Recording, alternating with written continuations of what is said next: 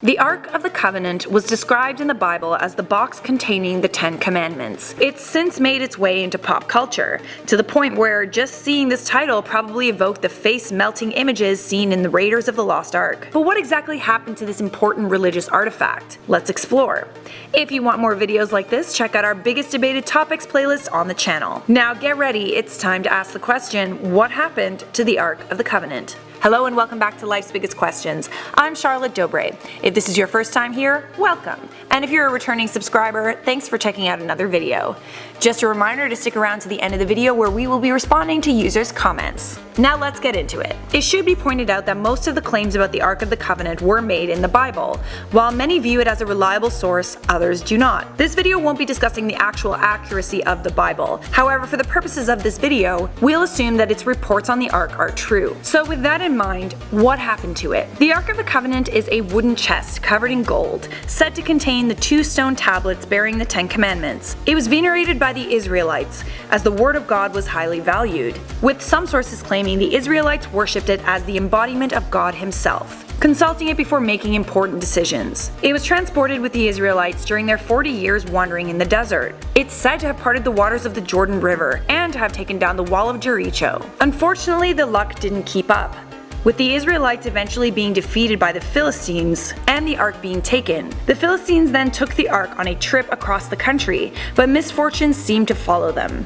Statues seemingly bowed before it, tumors and boils abounded. It was not a pretty situation. So the Ark was eventually returned to the Israelites. Soon after, the inspiration for the famous Indiana Jones scene is said to have occurred when the Beth-Shemites gazed at the Ark and were smitten by God. It was then kept in Kiryat Jearim for 20 years, before being removed at the beginning of King David's reign. The Ark was later taken to Jerusalem, also known as Zion, where it was eventually placed in the newly built Solomon's Temple. However, when the Babylonians destroyed Jerusalem and Solomon's Temple in 587 BC, the Ark was lost to history. Unfortunately, it's unclear what happened to the Ark following the account in the Old Testament, but there are a number of differentiating claims as to its current location. Some believe that it was taken to Mount Nebo, based on the account in the second book of Maccabees, written around 100 BC. It is said that the prophet Jeremiah was warned by God of the Babylonian invasion and buried the Ark inside a cave on Mount Nebo. He reportedly told his followers that the location should remain unknown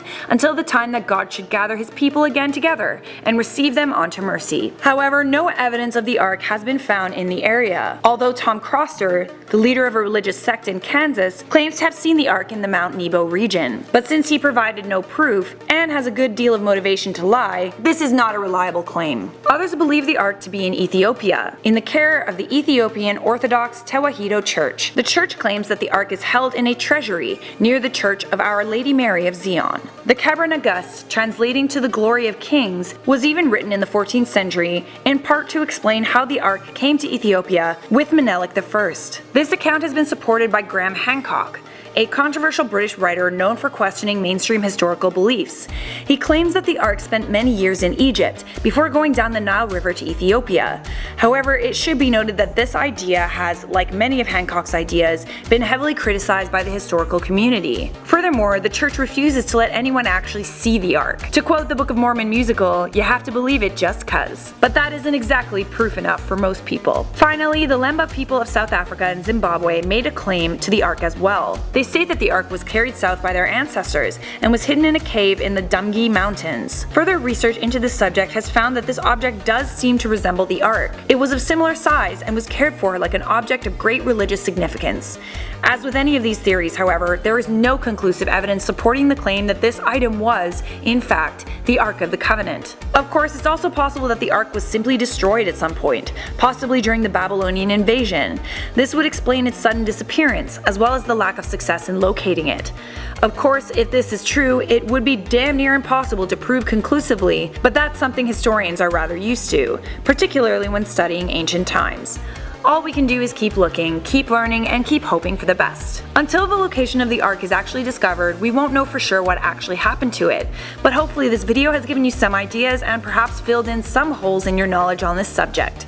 If it has, please give us a thumbs up and subscribe to the channel down below. While you're down there, let me know if you think the Ark is out there, and if so, where it might be. That is all for this episode of Life's Biggest Questions, but before we go, I'm going to take a few minutes to respond to some of your comments from my video, What if you woke up during surgery? Grimhaze said, I would have nightmares forever. I mean, I think that's pretty much a given. Wanisk said, if only this video came out before I had my surgery. Well, hopefully you don't have more surgeries, but if you do, next time you'll be prepared. Fortnite Gamer Pro said, this video made me very uncomfortable. Hey, at least you had a reaction, even if it was discomfort. Anthony said, what if snakes could fly? I would probably not leave my house. You Can't Catch Me said, what if LBQ stopped asking what if and started asking why? I think we have asked some whys, but to be quite frank, whys are a lot more difficult to get answers for. It's easy to imagine, it's not so easy to have all the answers to every life's biggest questions. Welcome to the end of the video. If you want to keep watching, why don't you check out the playlist that's clickable on your screen, and make sure notifications are turned on by clicking the bell so we can see you in a future episode of Life's Biggest Questions.